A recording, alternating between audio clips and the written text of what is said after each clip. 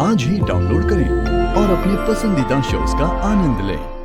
राशिद मियां, जान का सदका माल और इज्जत का सदका जान, यानी कि जान बचाने के लिए दौलत दी जा सकती है और इज्जत बचाने के लिए जान।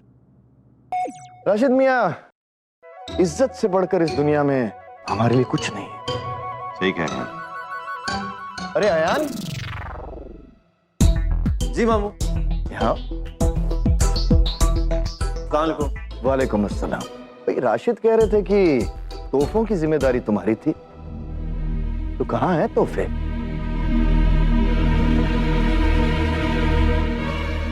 वो तुम लाए तो हो ना? वो हाँ लेकर आयो ना मैं।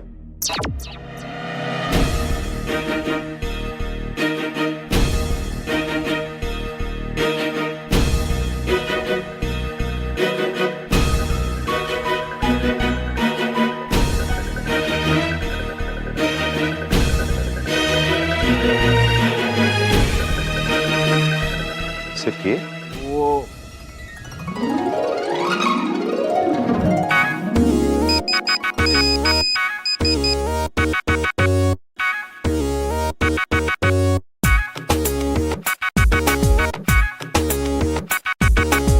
अरे अब्बू कैसी बात कर रहे हैं आप? देखिए कितने सारे तोहफे लेकर आए। अरे भैया जल्दी लेकर आइए, बहुत सारा काम बाकी है। इतने सारे अच्छे अच्छे तोहफे लेकर आए हैं अब्बू कि बस निखत के फैमिली वाले देख के बस खुशी हो जाएंगे।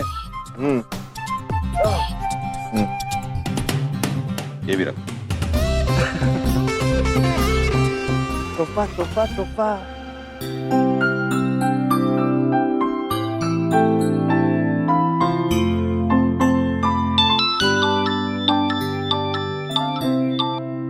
हाँ यान, बोलो। भाई आखिर आपने फिर साबित कर ही दिया कि भाई का दिल दरिया डैश समंदर है। आयान, बकवास बंद करो और मेरी बात ध्यान से सुनो। मुझे पता नहीं था कितने लोग होंगे, इसलिए मैंने शायद थोड़ा ज्यादा सामान भेज दिया।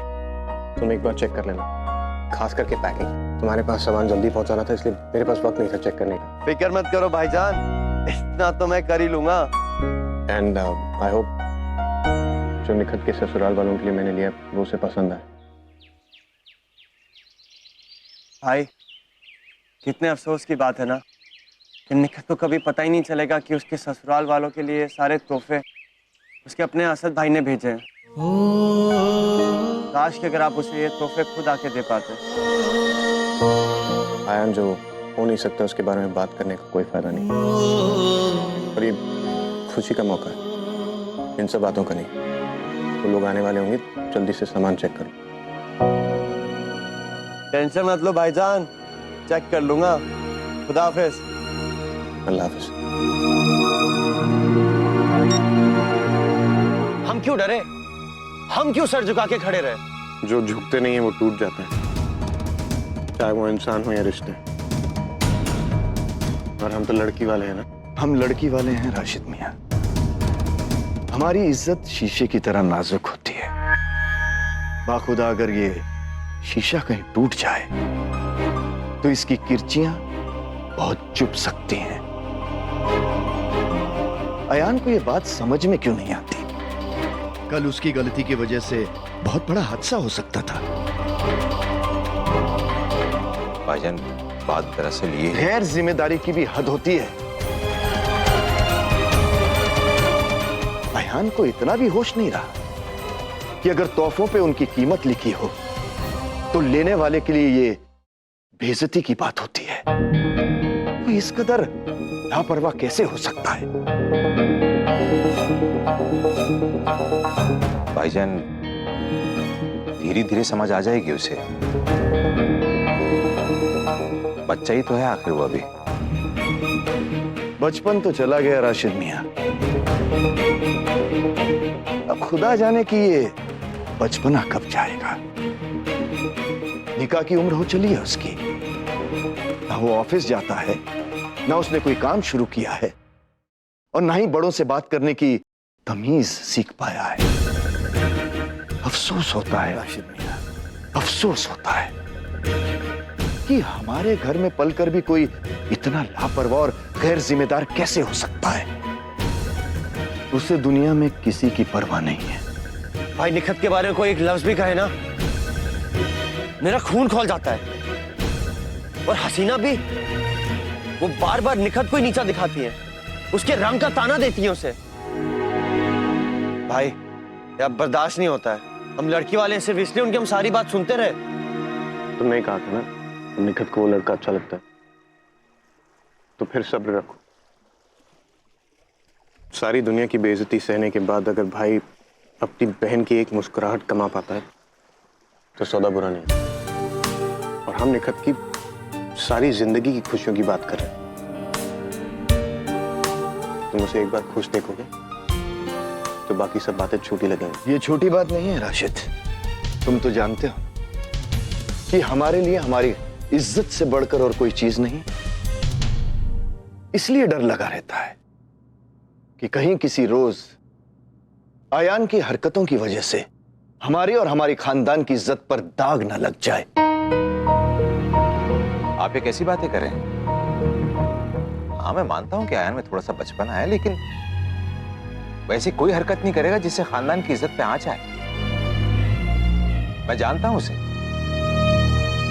बेटा है मेरा। इसी बात का तो डर है, क्योंकि फल पेड़ से ज्यादा दूर नहीं गिरा करते।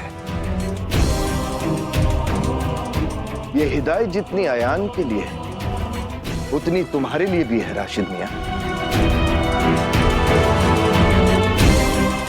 उम्मीद करता हूं कि दिलशाद से अपने रिश्ते की बात हसीना भी के खानदान के सामने नहीं आने दोगे, और उनके सामने उन लोगों का जिक्र भी नहीं आना चाहिए। अगर इंसान चाहता है कि उसकी इज्जत पर दाग न लगे तो उसे काजल की कोठरी से दूर ही रहना चाहिए।